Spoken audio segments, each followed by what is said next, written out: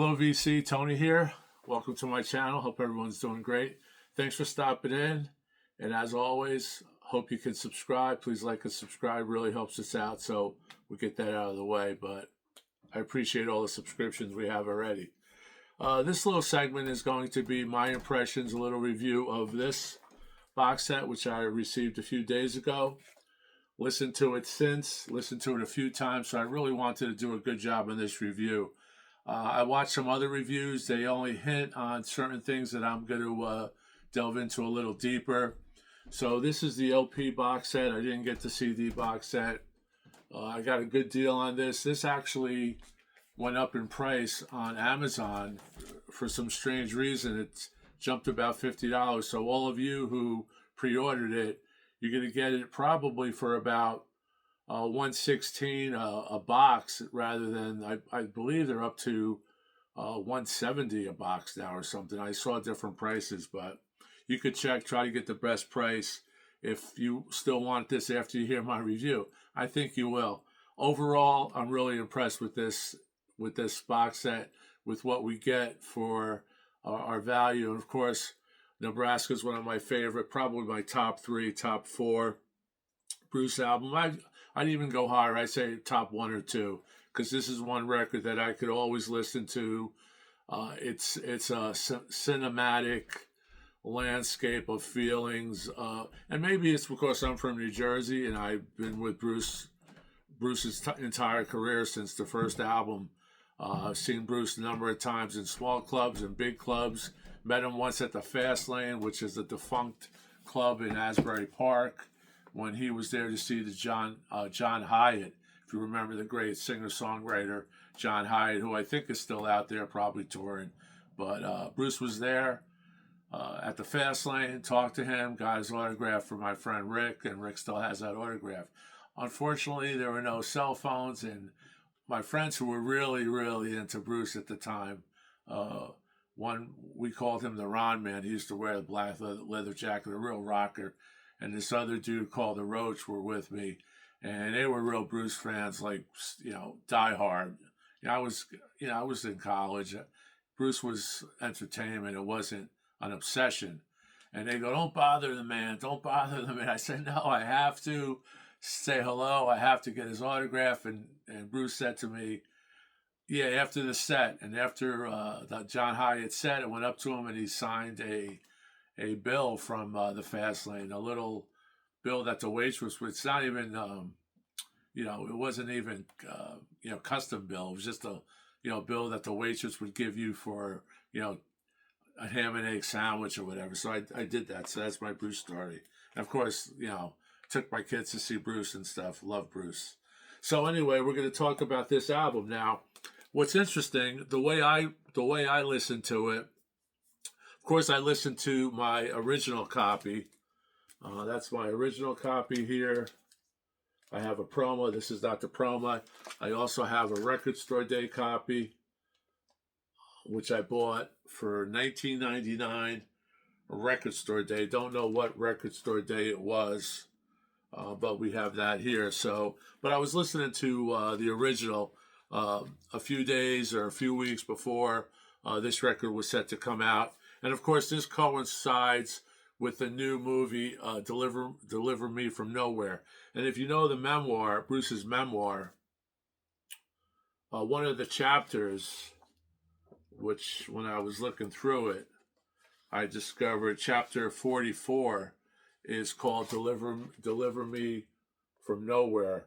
And also at the end of, State Trooper, Open All Night, the last line is deliver me from nowhere. So that's where that phrase came from, and that's the Bruce Springsteen movie, Deliver Me From Nowhere. Now, I will be going to see that movie in a few days, and look at that. And they said Bruce was depressed at this point. Now, how can you be depressed if you're driving, a original American Corvette, right? So, but anyway, that's a whole nother story. That's about what this whole movie's about Bruce's, his inner turmoil after the the big tour from the river. He was becoming more and more popular.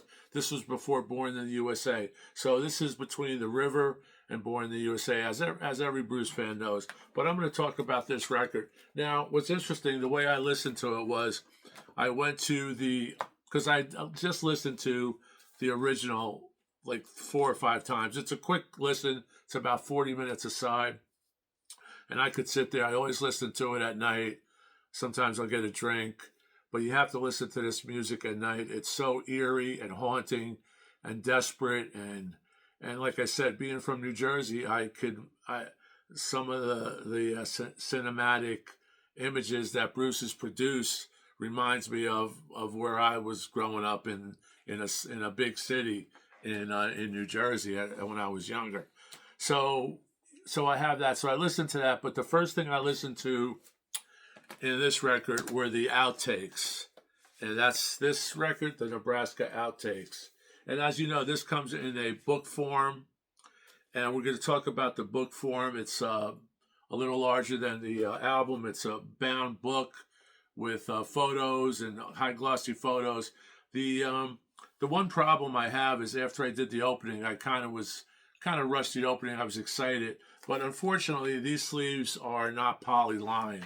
So I do not know what were they thinking at Sony or Bruce's people when, you're going to definitely scuff this record. So I have to figure out a way to poly these sleeves, because if you have a poly sleeve and this black sleeve, it will not fit into the slots of this record. It will not fit into the slots of this record. So be aware when you do get this. If you haven't gotten it yet, if you have gotten it, you already know that the slots are real tight. You have to be very gentle when you take this out. So that's my one rant. I have another rant, or I have another question I want to ask Bruce, basically, but I'll wait till I do my review. So we have the Nebraska Outtakes. Now, the Nebraska Outtakes are just fabulous. This could have been a double record. Nebraska OG 1982 could have been a double record, because every one of these outtakes is a winner. Gun in Every Home, which closes out side 2, track 6, clocks in at about 2 minutes and 30 seconds, is a kind of weird record when you read the lyrics. And I would recommend you read the lyrics, because in each incarnation of these songs, the lyrics are slightly changed. When Bruce does his electric sessions with the band, the lyrics are a little different from what is finally put on, what was originally put on the Nebraska record. But I'll go into some of that. So these outtakes are just amazing. And I think they actually, when they remastered these outtakes, I think they did a better job remastering the outtakes than they did remastering the original Nebraska. And I'll talk about that at the end. So the way I listened to it was outtakes, Bruce live at the Count Basie Theater. I watched the Blu-ray, then I listened to the record. Now, if you don't know, Bruce did the entire original OG Nebraska in order, without any dialogue, just sat there with a guitar. He had a couple of dudes in the background filling in. I think one guy had a glockenspiel. So just, and the original had a glockenspiel. Don't ask me what a glockenspiel does, but he had a glockenspiel. So that was cool. So you had guys in the background, beautifully filmed in glorious black and white. It's the only way it should have been filmed. And now thinking about the movie, Deliver Me from Nowhere, I think it would have probably paid off bigger, because I'm hearing mixed reviews about it. I haven't seen it. It may have paid off bigger had the movie been shot in black and white. But I'm a black and white guy. Scorsese, Raging Bull, all film noir, and that's what Bruce based a lot of these songs on. The old 50s, 40s film noir. And, you all know that story, so I'm not going to go into it. But on side 1, we have, what is there? 4 tracks. So you have about 9 tracks of outtakes, and they're all spectacular. They're quick. This probably clocks in at less than the original album. Like I said, it could have been a beautiful double album if you removed Born in the USA, which is the acoustic version, Losing Kind, which is just a great song, a desperate song that Bruce paints a picture. He paints it. It's the way he goes back and forth with the narrative. It's almost as if you're reading a book or watching a film. Downbound Train, just great. We've heard Downbound Train on later records, but this is the acoustic outtake. Child Bride, which later was kind of morphed into Working on the Highway. He does Child Bride here, which was a song about the violation of the Mann Act, where Bruce somehow fell in love with this young girl. She was probably 15, I guess, under 16, whatever the laws of that particular state. I think it's kind of standard, 16 of actual consent. And Bruce kind of took her away and got nailed. And the imagery is so great. Well, Bruce is getting arrested and he's thinking about this girl, but you have to listen to it and you have to read the lyrics when you listen to it. But it's just a great, this album, these outtakes in Nebraska, I'm going to get this out of the way, remind me of, I've been listening to Nebraska since it came out. I remember getting it right before Christmas in '82, and my friend Rick actually knew all the lyrics. He was singing along. So, like, I've been listening to this record for the since it was new, and I have the same feelings I had to it. Maybe I was an old soul, but when I was young, 40 years ago, younger, I have the same image. I have the same feeling about it. It's just a visceral feeling because everyone's gone through times when you needed money, times when your girlfriend left you, or times when a girl wouldn't give you no time, times when your parents couldn't get what they wanted, where it's his used car, where Bruce talks about, his father buying a brand new used car, and all the neighbors come out, and I remember that, coming around saying, wow, but it's not a new car, it was a used car. And Bruce said, if I ever hit the lottery, or when my number comes in, I ain't never riding in no used car again. So just a lot of great. Bruce, hit it big. But getting back to my original thought, this reminded me of Cash, the American recordings, Johnny Cash's American recordings, which he did later on. Acoustic, him in a room. Robert Johnson. I think Bruce said, "I just want to be in these notes, these great notes in this record album. I just wanted to sing and hear for myself in a room by myself." But fortunately, he recorded it on his home, this little 4-track cassette player that he bought that was kind of new at the time. It also reminds me of Jerry Lee Lewis. It's rockabilly. It's raw. It's got that guitar, that twang. Bruce is singing with a twang. He changes his narrative. And what's interesting is the outtakes could have been, like I said, a double record. The albums could have made Nebraska. It would have been just as good. It would have been just as good because this is raw Bruce. It's harkens back to the rawness when you first heard Exile on Main Street or Stripped, the Stones doing Stripped, which is a great album where they actually go unplugged. This is unplugged to the max. It's Bruce with his guitar doing all the harmonies and all this stuff on a 4-track player originally. And then, of course, he does it with the band. So we listen to this. Then I listen to the Bruce live at the Count Basie, which is the Blu-ray. I watched the Blu-ray, which is stunning.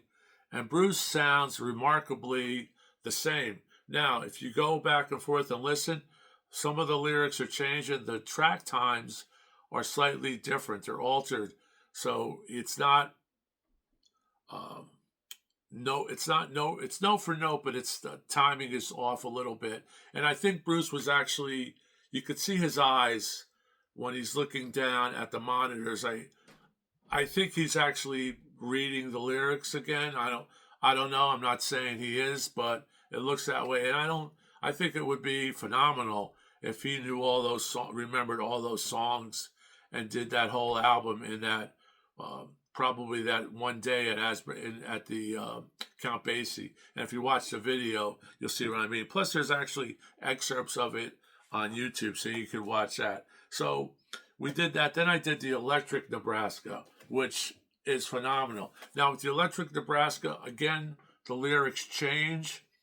Some of the songs are slightly different. There's some verses added, which are cool. So there's verses taken away on Nebraska. But don't forget, Nebraska was probably laid down first, and then he went into the studio. Now, what's interesting, in the studio, they give credit of all the musicians that played.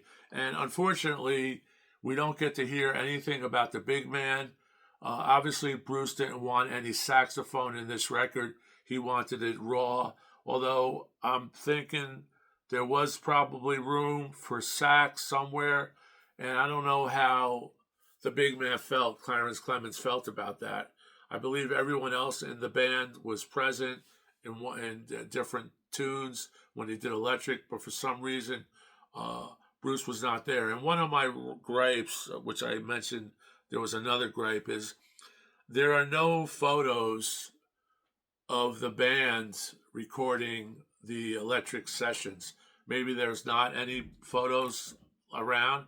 What's funny is, believe it or not, this entire Electric session that Bruce didn't know about, that he discovered it when he was going through something or he's looking for something to put out because he sold everything.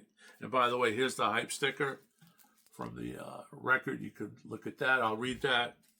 4 LPs, Blu-ray, features 15 unreleased songs.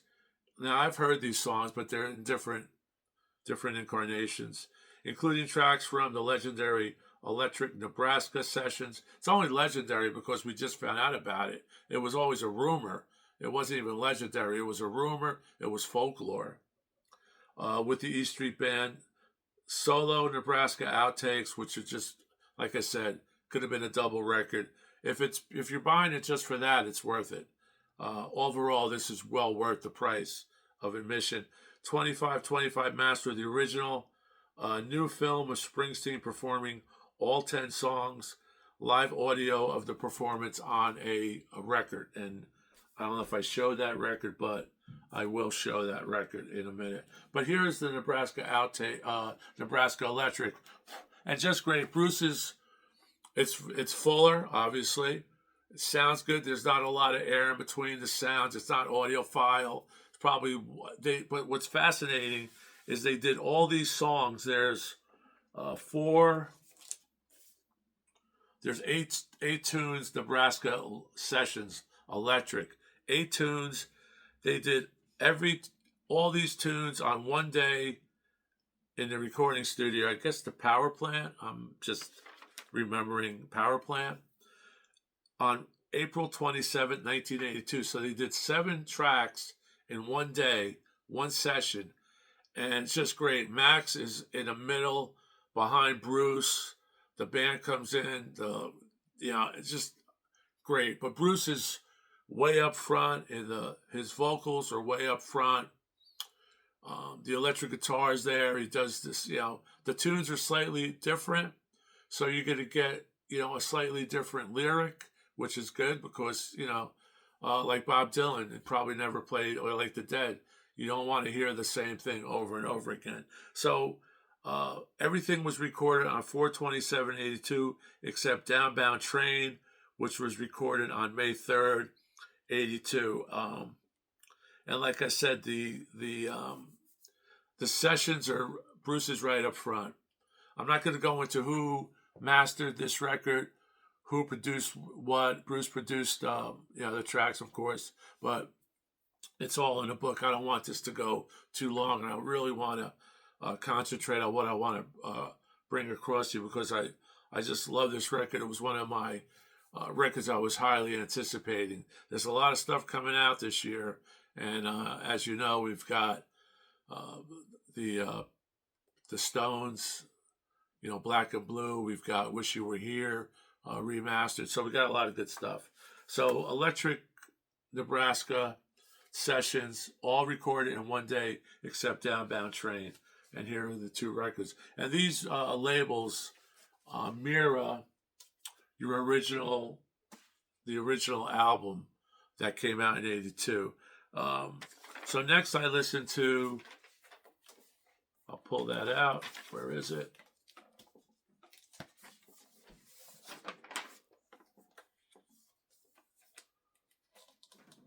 I listened to the Nebraska remastered. Now, what's interesting about like I said, I know this record backwards and forwards. Here's the remastered. Here's the vinyl. Okay. Cleaned it on the VPI, cleaned it once. Very noisy record. I'm not happy with this remastered copy. Sound-wise and energy-wise, I'm happy with it. Very close to the original, very close to my original copy, which I pull out again. This is the Record Store Day, but it's very close to the original copy. Record Store Day is okay. It's heavy gram, heavy vinyl. But this Nebraska remastered, for some reason, my particular copy is dirty. I have to clean it again. I'm hearing a lot of noise that I didn't hear in the original. Now, let's face it, it's a low fidelity record. Of course, almost should have been a mono record. I think they actually should have tried a mono recording of it, because it's, simple stereo, very low, very primitive stereo. But what's funny and what I don't like about this, another gripe, is that they actually changed the number of tracks. On side one, you have a different lineup. You have Nebraska, Atlantic City, Mansion on the Hill, Johnny 99, fantastic tracks, Highway Patrolman. On side two, you have State Trooper, Used Cars, Open All Night, My Father's House, and Reason to Believe. So you have 5 and 5. But on the original, and here's the original inner that I'll show you with the lyrics. And this actually is reproduced in this box set. This stark Bruce, ghostly figure. Now, on the original side one, it goes to State Trooper, which is the 6th track. It doesn't stop. This one stops at Highway Patrol. So you have Highway Patrol. Then the next song on side 2 is State Trooper. But on the original, State Trooper is on 6. So you have 6 tracks and 4 tracks. And for me, that kind of spoiled it. Because I'm listening and I'm going, wait a minute. That's not right. Everything else is the same. It ends with Reason to Believe, which gives you that hope. Because the rest of the album has its bright spots. He goes from out west, out north, Michigan, to the New Jersey Turnpike. And not only did he hearken to the artist that I talked about, but he has such a Chuck Berry way with lyrics, and the way he could rhyme, the way Bruce rhymes this, it's just fun. It's depressing fun. You're getting a depressing guy at the end of his ropes in most of these songs. Being arrested, being sentenced to death, killing people, working on the highway for his baby, riding down the New Jersey Turnpike. I've been there. It is like a lunar landscape at night. And that lyric is on it's the original, but it's not on the live version. So it's kind of different. And I'm just going to go over some of the notes that I picked up when I was listening of his characters. You have characters that are so real to me. They're so real. They're so vivid. Like I said, it's a cinematic marvel. It's like it's like Blood on the Tracks or Desire or anything of that sort, where the person is exuding his heart and soul to you in 3 chords. Bruce is doing it in probably 2 chords, So you have Kyle William, he talks about. You have Wendy. You have Bob's Big Boy. If you don't know Bob's Big Boy, it's like a chain. Used to sell breakfast. I don't know if Bob's Big Boy used to have this big Bob's Big Boy. If you remember Austin Powers, there was kind of that Bob's Big Boy in Austin Powers, the first Austin Powers, this big, commercial attraction that you would see outside the store. Talks about 45. I'm talking about not the president, but the weapon, because a trooper sticking a 45 in him, and the trooper told him, "Son, you're lucky you survived this." And Bruce says, "Well, that's maybe not." In his lyric, talks about cars, talks about the highway, talks about trains and buses. Never talks about planes, because in that world, you didn't go on a plane. A plane was a luxury item where you had to have a lot of money to travel by plane. You didn't go outside the country. You went to Florida. You drove to Florida. You were going out west. You drove. You got that car set like Bruce did cross country. So no mention of planes. Chuck Berry mentioned planes on the Promised Land, which was one of my favorite songs. Elvis does it. So talks about judges. Talks about payday. Payday is the big day, right? Friday, you get paid. You go take your girl out. You go drinking. You spend all your money on payday, basically, or pay night, right? Boys, my boy, he holds his little boy. He talks about that. He talks about how his mother got up in the courtroom. "Don't take my boy away." Philly talks about Philly, and the Chicken Man died in Philly last night. He didn't say Philadelphia. He said Philly because that's what we call us in New Jersey. We call Philadelphia Philly, and it's obviously it's not just New Jersey, but Bruce could hit those images, and those, he's out there maybe with his rhyme book that he first got when he was first recording, when he was first writing his first tunes. You have Carburetor. Talks about Carburetor. Talks about putting a clutch plate on his car on Open All Night with Wendy on it. It's just Child Bride. He talks about the Child Bride, and that's when he violated the Mann Act. Child Bride, like I said, is a great tune that's on the outtakes, and that morphs into Working on the Highway, which I guess is Born in the USA. Working on the Highway. So you got Cash, Chuck Berry, Jerry Lee Lewis, just phenomenal. Now, if you like Nebraska and you haven't heard Nebraska first before, you're listening to it, check out Devils and Dust, which is very similar, folkish, very dark, and The Ghost of Tom Joad. I just have these on CD. The these records are the vinyl's very expensive, but I did buy these, and this has a DVD in it as well. 1 disc, 2 experiences. So I think it has a DVD in it. Then you have The Promise, which are, again, outtakes. And there might be something on here from Nebraska. Let me see.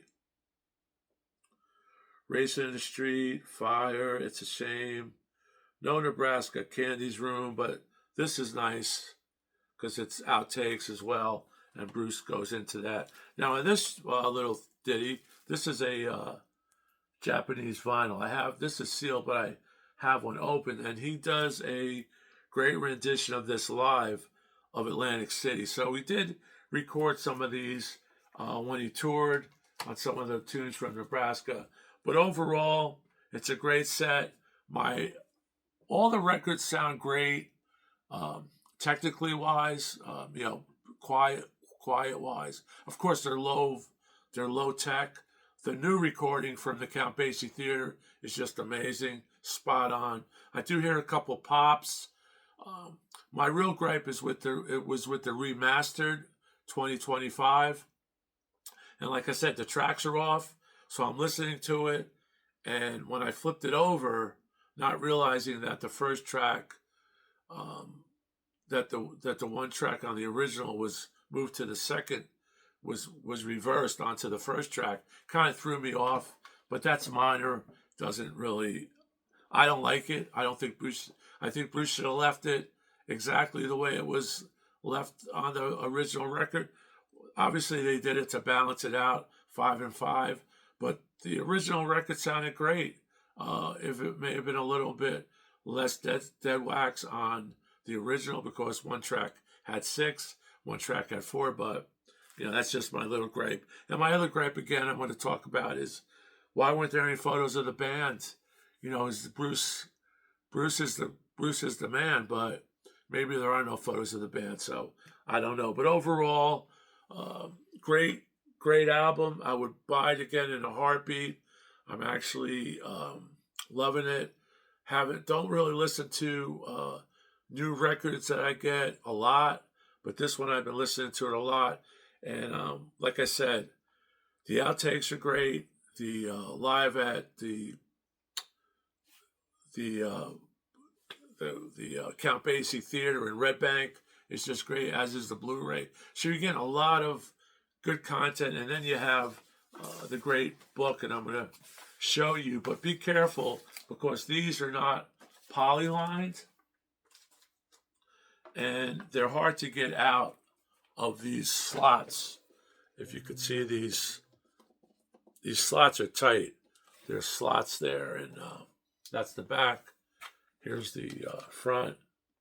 And it's cool because what they did was they put images. So when you pull out the black inner sleeves, you get these images. And that's actually at the Count Basie Theater. That's where Bruce sat. I didn't know that when I first did the original unboxing. And here's the Blu-ray. And Bruce sounds like he did 40 years ago. Some of the vocals are slightly deeper, but he changes that narrative. He becomes 20 different people in this record. And just show you some more photos. That's at the Count Basie. There's a picture of the tape box in here from the power station, I guess. Was it the power station? New York, the power station. Sometimes the short-term memory doesn't work properly. But overall, if you want to look at the entire unboxing, please do. I'll put it on the back end. I also did a short, which I unbox it in 60 seconds. So you can't beat that. But again, overall, I give this, because of the remastered, I didn't dig it. I give it a 9 out of a 10. The outtakes, I give the whole package, I give a 9 out of 10. The remaster, I'm not thrilled with. Bruce is a little bit more prominent on the new remastered. The vocals, and again, I didn't mention this, but I love it when I could say Bruce is in the room with you, because that's what it appears to be when you hear all of these tracks, because it's Bruce and a guitar and some people in the background. But on the sessions with the band, unfortunately, no Clarence. He comes out and he is like right there. It's huge soundstage. So keep rocking. Hope you really like this one, and let me know what you think. Let me know if you get it. And here's a great spine. So this is going to look good on your shelf. It's really cool. This picture, the artist is noted. It's actually a landscape through a windshield, and I don't want to go into too much detail. Like I said, I'm trying to keep this video less than an hour. So keep rocking. Thanks a lot. Talk to you soon. Ciao.